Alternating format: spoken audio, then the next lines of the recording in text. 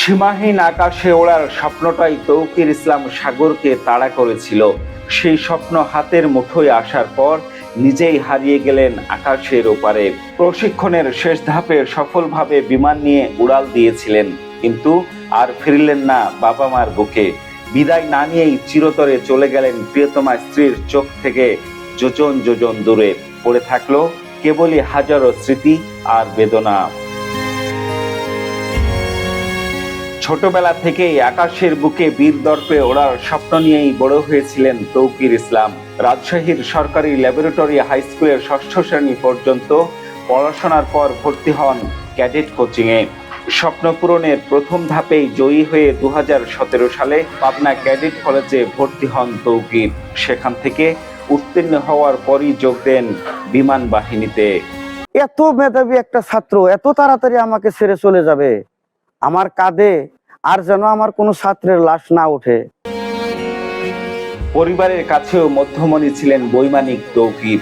মাত্র বছরখানেক আগে বিয়ে করেন। রাজশাহী নগরীর উপশহরের এই বাড়িটি ঘিরে জড়িয়ে আছে তৌকিরের হাজারো স্মৃতি।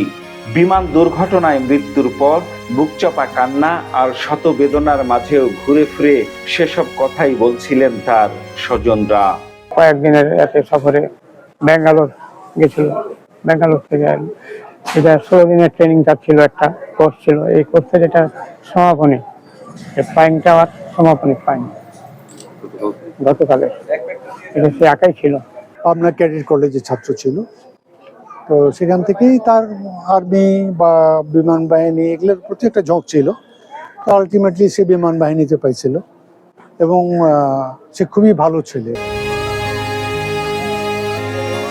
স্বজনরা জানিয়েছেন, ঢাকা থেকে বিমান বাহিনীর বিশেষ হেলিকপ্টারে করে নিহত তৌকিরের মরদেহ রাজশাহীতে আনা হবে।